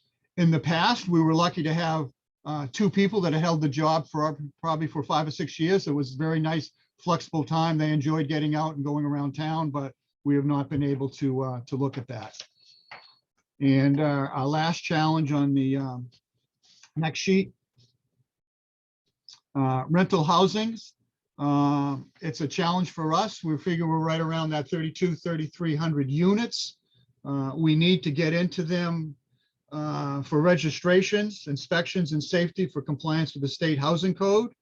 And we also respond with the increasing number of rental units. We also get increased number of complaints, whether it's trash, water, screens, overcrowding, noise. We need to respond to that. So Bruce, may I just ask, are you working with Kathy on the short-term rental regulation that they're looking at? Yes, I am. I did attend a meeting a couple of weeks ago, met with Kathy and the planning board and discussed what the effects on short-term rentals would be in town and how much we have and what the cost of that is. And I just want to flip through. Yeah, so I'm gonna, yeah, so I mean, the rentals that we have, before I don't jump ahead of myself. Let's, let me carry that subject over to the next, I'm gonna 2 slides later and I'll get into the cost a little bit more. So if we can just go to slide 7, that continues the future need for the housing inspector so that we can go out there. We have gone to the Board of Health in the past that supported. I think I presented to this finance committee last year, and it can be funded from the current rental fees that we have. We currently charge $80 per inspection rental. And we think we have right now, we just sent out roughly 3,300 rental applications. And this is the busiest time of the year for our health office, December, January, and February, because all the permits are going out. Thousands of permits are going out. Some are going out by email, but most of these are going out by mail. So they're coming in. So we're looking at daily turnovers, daily looking. And people always think, oh, it's going to be the winter. It's going to be quiet in the health department. Well, our secretaries are flooded. When you look at the mail stacks come in, if you can just imagine of these coming in. So they're doing payroll, daily turnovers every 1 or 2 days to make sure it goes up so we can keep the money going that way. So when we look at the money, I thought I had a slide, but I don't think I do, but I do have, and I can get that back to you. We keep track of the money that comes in from the housing rentals by month, and we have that for the last 15, 20 years. So we know exactly how much we're bringing in. And if you figure that's at $80 a unit, and we're chasing people because it's not always the same 3,000 people come in because some people don't re-register. We send them one reminder, they seem to forget about it. So they kind of fall off the grid. We don't have time to really cross-reference everything right now, whether they're on or not. We can just keep up with what's coming in. We do look at the state list, the short-term rentals list that comes out. We've been able to get a hold of that. It's taken some difficulty getting a hold so we can compare. But we got a list of 700 rentals that are on a state rental list, but we probably already had 300 or 400 of them. So it's not all totally new. Some people are already registered with us. Some people didn't know they needed to register. So we're working with that. But when we look at the $80 that we're bringing in as a flat rate, there's no discount this year if they register online. So everybody needs to pay the $80. So with that coming in, it covers what the cost of the inspector would be. I think, to your And- question, Stephanie, are there other ones out there that we don't know about? Yes. We probably figure there's probably, it could be 1,000, could be more, that either fell off the grid, don't know they need to register, or just don't register. We do have reminders go out, either through the seniors newsletter. We have it up on Channel 18. We've put it in the water bills in the past to try to get everybody out there, but people will say, oh, I only thought that was for the south side of town. I didn't know we had to do that on this side. We get that as a regular question. Oh, I didn't think I was going to rent this year. I wasn't planning to rent. We were going to stay down there ourselves because of COVID. We're not going to rent. Then we changed our mind and decided to rent for a month or a week or short-term rental. So it's a constant challenge that we're looking at. We also have large rental units out there, about 1,000, 1,200 large rentals that come in each year that we know of, such as Davenport has, 300, 400 rentals, individual rentals, not short-term, but we're talking, year-round rentals. We look at rentals that we need to get into inspect for health and safety, whether it's a short-term rental, seasonal year-round, that we need to go in there. So I we mean, know Bruce, those I think- rentals are coming in every year. I'm sorry to interrupt you. I think. No, I go should ahead. Do a time check. We're at 7:43. We do want to kind of get moving a little bit, but I think you've answered my question, which is, Okay.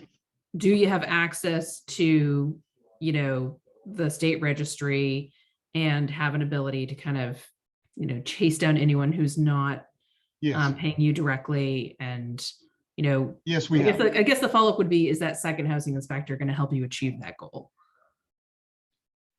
It will help us keep looking at, because new ones keep going on the registry that might not register with us. They know they have to register with the state. They might be hearing that from their tax accountant or whoever. Have you registered with the state? They don't know that they also have to register with us. So we need to keep looking at that list to make sure we're getting the registered with us. Yeah. And I the thing think is, go ahead. I was just gonna say, the thing is too, is if you, depending on whatever bylaw or process you end up coming up with to regulate the short-term rentals, it could, create a kind of, you mentioned people, or actually I think Mark mentioned people telling on their neighbors, but if you create an easy process for people to do that, that also becomes a way of finding out about unregistered ones, and that can again help bring more money into the town. So No, absolutely. We do get people calling in quite a bit on that, on their neighbors, that, oh, the trash is going up, it's noise, it's overcrowding. Is it registered with us? There's too many cars. We're concerned of COVID. We get, that comes in regularly. So we'll double check them. And if they need to be registered, we will. okay. So, but that's the people, if there's 1,000 out there and that we think we can kind of keep track of and increase that, at $80, that's $80,000. I think we can, potentially bring in a portion of that. Great. Thanks, Bruce. The other thing is making sure those people that are renting is letting them know that they have to register with the state. So we get that income from the state in for the wastewater fee. And I think we brought in 1.1 million. So we want to make sure that that revenue stream keeps coming in, if we can participate in that. Okay. Good. Next screen is that's who's doing the screen. There we go. I'm just showing the human services fundings that was restored. We're very grateful that you're looking at them as a committee. I know the year before they were cut and you were able to halfway through the year put some money back in that we did use. So that was very grateful. the beginning of this year, we used some COVID money that we had available and worked with the finance department on that. And we're able to fund 9 of the 12 human services portion through using some of the COVID money as they were also dealing with COVID also. So it's good to see human services at least being requested to be restored. So thank you very much on that. Okay, And I questions think- for Bruce, Yes. for the members? Any questions for Bruce?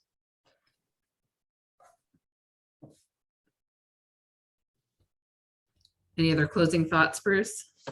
I know that it's been a tough year for you. Any, you know, George had mentioned kind of when we were figuring out what were the questions we wanted to ask department heads.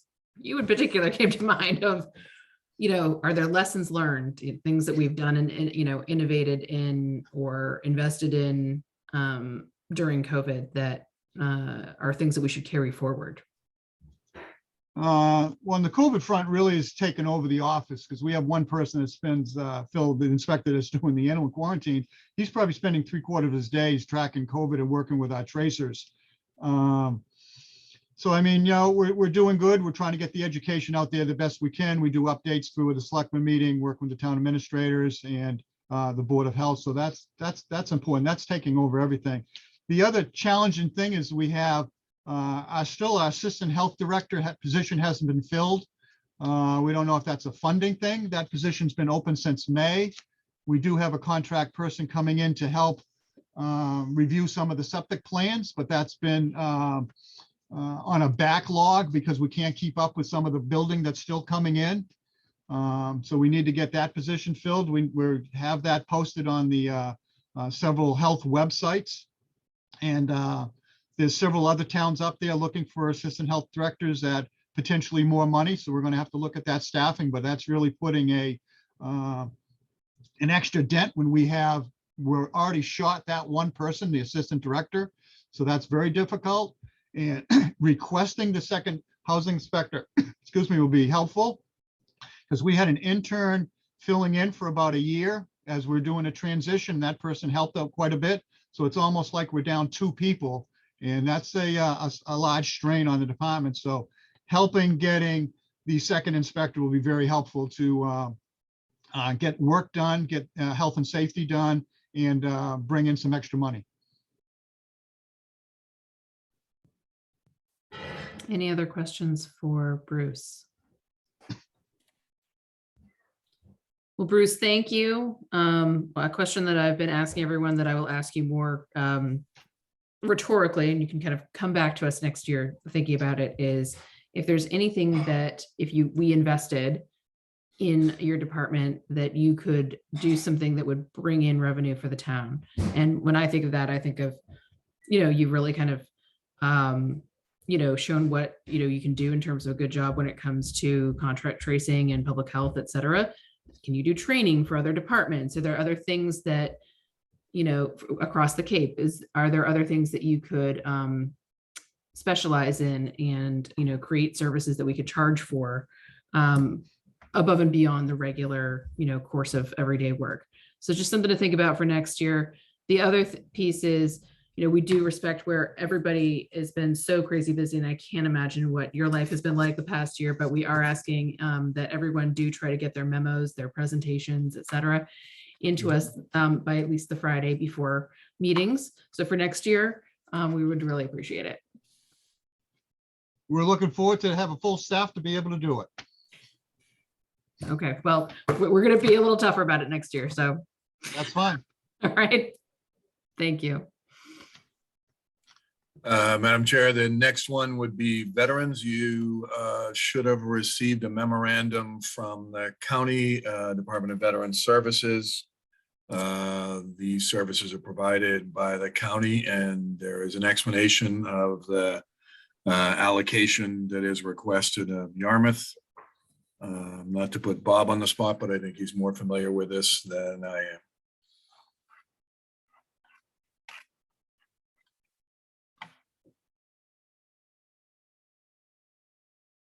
Bob, you're still on mute. Okay, good. Bill, stop right there for a sec. You see the Yarmouth number. I just want to mention 2 things. Number one, we finally received, it was not received by the time I reached my charter provided deadline to recommend my budget. So I did not have even the recommended numbers. Now, this is the assessment for the regional administration. It's not the veterans benefits. The veterans budget in your tab 6 is split into 2 sections. There's the administrative assessment to run the program, and then there's the veterans benefits. And the recommendation I had submitted was 43,447. As you can see, they're requesting 44,172. It's a little less than $1,000 more that they're looking for. And the budget hasn't been approved, but it's approved by vote of all of the Cape Cod town managers. And we have a meeting tomorrow at 1 p.m. for that purpose. But I would assume from looking over this material that it's likely that the regional assessment for Yarmouth will come in at 44,172. And the total veterans benefits are estimated at $130,000. And 75% of the veterans benefits are subject to reimbursement from the state. So wish it was the case with all of our budgets, but so a little update on the veterans budget. Questions for Bob?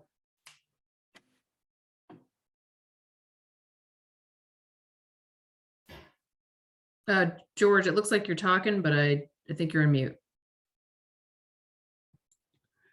Bob, could you just explain what the role of the state and then municipal veteran services is? I mean, given that we do have a Department of Veterans Affairs, and I'm asking that question more as a veteran than anything else.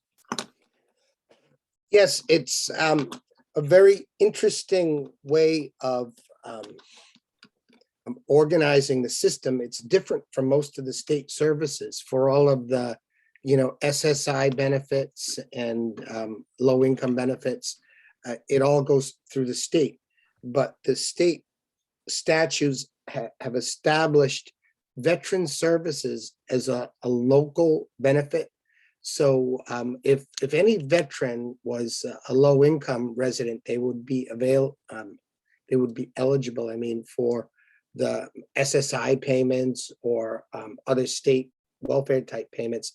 But veterans have a local office and a series of benefits that they're able to apply for, and it's largely income-based. And most of it is one-time type of revenues, except the benefits are monthly for some of the very low-income veterans. And they also, through this regional program, provide a whole range of social services and other types of assistance for veterans, coordination of various social programs with some of the agencies, also working with the federal veterans programs. And that's all done at the local level. And it's a whole separate statute that organizes that and does provide that the benefits for the low-income veterans, that there's an income test and they test eligibility for those. I mentioned before, there's a 75% reimbursement that comes from the state to the town. So These are in addition to whatever the services benefits that are funded to the federal agency.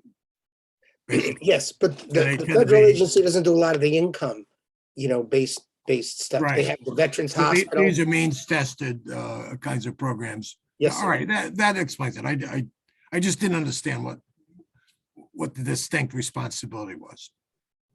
Any other questions for Bob on this topic?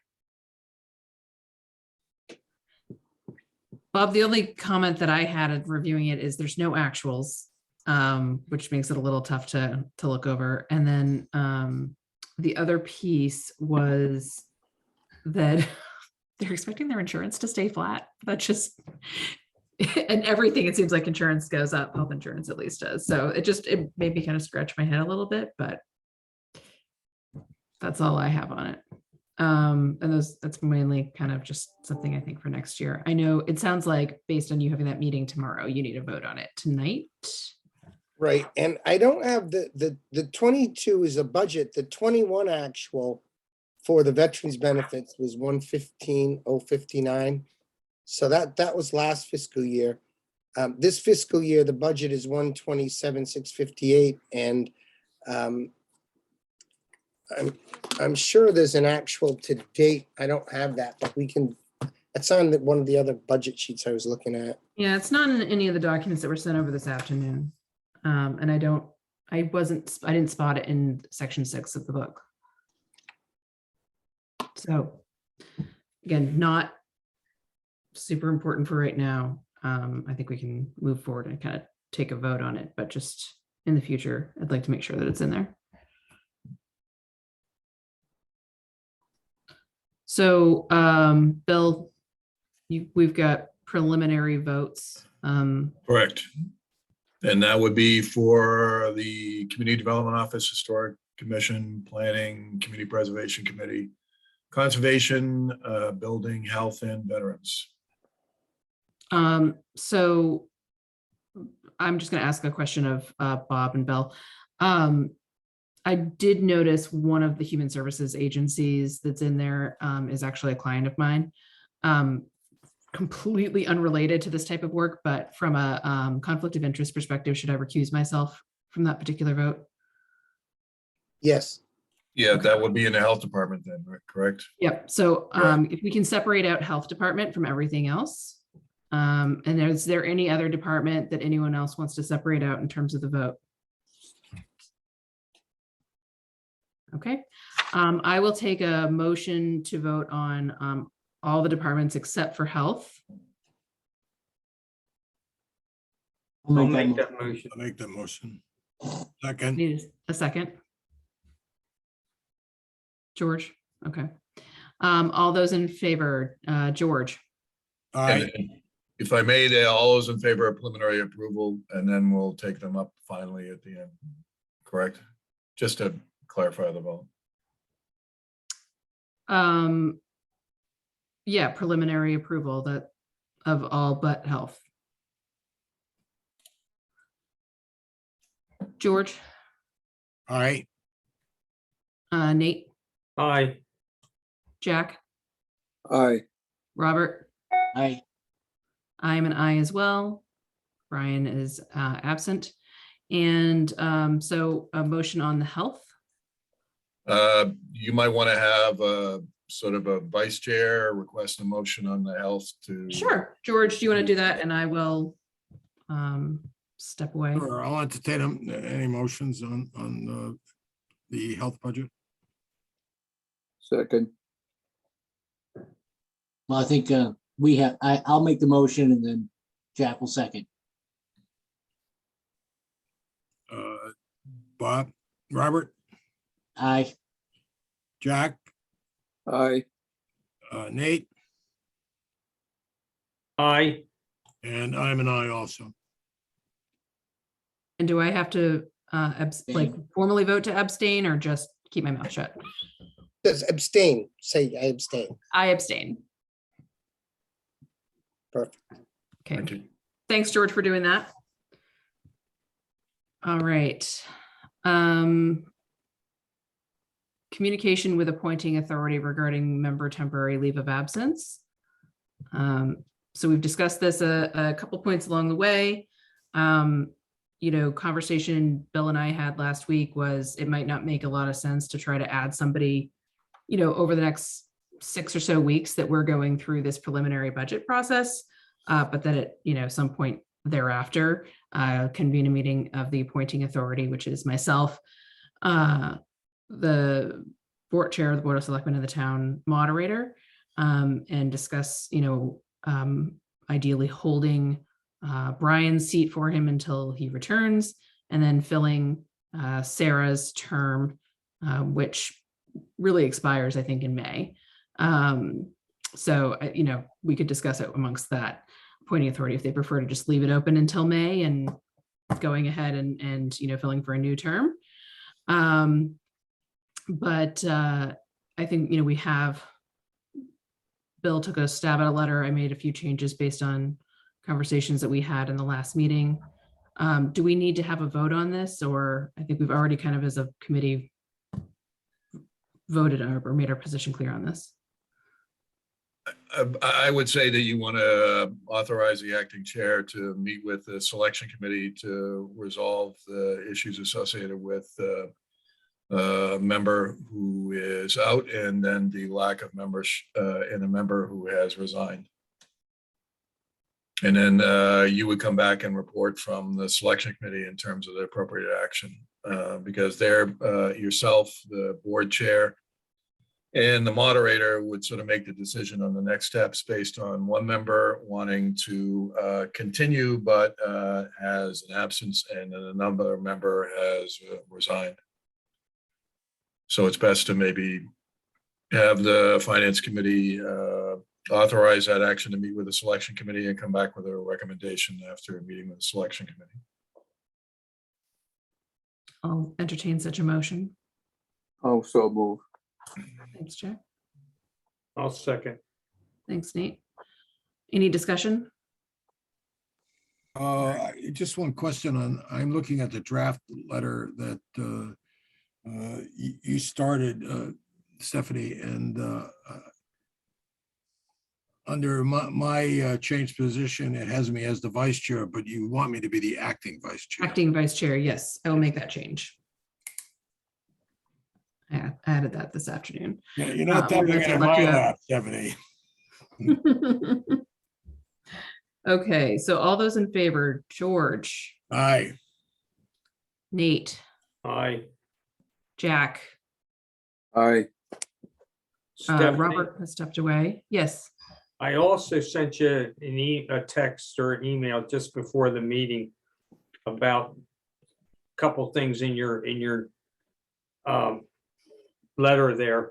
One was you talked about minority. I'm sorry, Nate, do you mind if we just finish the vote? I haven't I'm sorry. yet, and I just want to get that squared away Go for the ahead. minutes. Go ahead. So Sorry. I'm an aye as well, and Robert just left the meeting, so he is absent. I'm sorry, go ahead, Nate. Okay, we don't, I can agree with minorities and stuff like that, but we have to have people apply. And right now, nobody's applying. The only one I've heard, and that was through Robert, was Pat Armstrong.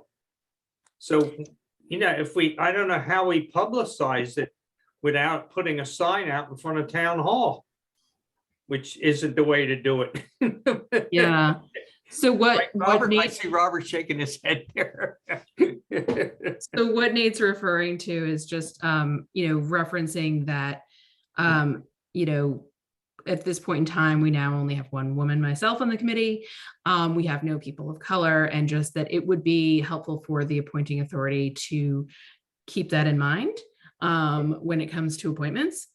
Yeah. As we have such a diverse population in town, Yeah. that it would be helpful for our committee to reflect that. That being said, I think it's incumbent upon us to make it known that there is an opening, and to encourage people to apply for it. Yeah. I don't know what the town practice is in terms of putting it on the website, but I'm not seeing any openings on the website or on Facebook or anything like that. I think that's worth doing so we can generate some interest in it. And obviously absent, any applicants of any, kind of diverse background, we would go with, Yeah. you get, you choose from who you get, right? But it's still, I think, incumbent upon us to make sure that we are promoting it sort of outside of the normal circles, and, making sure, again, we get Yeah. applicants that, Yeah. reflect our town. Yeah. Did Pat Armstrong in fact apply? No, she did not. I spoke with her earlier, and the application has capital budget committee / finance committee as a box. She checked that because she had applied for capital budget committee. Oh, okay. So she had not applied for finance committee. That doesn't mean that she won't. Okay. But yeah, I think if I may, Ms. Coles needs to officially resign. An email to the Finance Committee is a communication. So I'll work with the town clerk to make sure that's official. That's usually where resignations need to reside. So I'll forward that email and start that process. But meeting with the selection committee will give us some guidance as to how to get to meet some of those objectives. terrific. Just to reinforce what Stephanie was saying, I mean, I think what we're suggesting here is we would like to emphasize the notion of diversity. If we're just communicating that, that's fine. That's all we're trying to do is saying it would be desirable, but we're not suggesting we would only choose among that group. What we're trying to avoid is we don't get a bunch of old white men applying again. Given that I'm one. Which the town has a pretty poor reputation around. So it would behoove us to, move past that and, reflect the point that we are in now. Okay, so I think that we have resolved that issue. And I guess That Mike, I'd like to move to adjourn, otherwise I'm gonna leave. okay, and then we're gonna lose our majority. So Bill, I think we're gonna have to table whatever else we have left for next week. Sure. You have police and fire next week, and you'll get packets that are printed with holes punched for everything that's been come to you in email. So we'll get you that sometime Monday next week, but it will be all the past materials. So you have it in your book. We can't get it Friday for the. Well, no, what we're talking about is everything that you've been getting by email. I'm going to print it in holes punch, the police and fire information. We're hoping everything comes in on Friday. We'll send that by email if there's anything additional, and I'll try to get it to holes punch to you same day. But right now, I just want to get you everything that you've been getting in sort of dribs and drabs by email, so you can have it in your book. Yeah, And I think police as and long as fire. we've got something by email on Friday, Right. that, especially going into a long weekend, that's not going to provide a ton of time. Right. Monday's a holiday. Yeah, exactly. Yeah. Okay, so Jack, I'll entertain that motion to adjourn. I'll second it. It hasn't been made yet. Jack, Too does late. anyone else want to make that motion? I'll make the motion. Do I hear a second? I'll second it. Okay, all those in favor, George, Aye. Nate, Aye. Jack. We might have lost Jack. Jack, are you in favor of adjourning? Okay, I am an aye as well. Thank you all for your time, and we will see you next week. Thank you, everyone. Good night. Bye now. Nice work.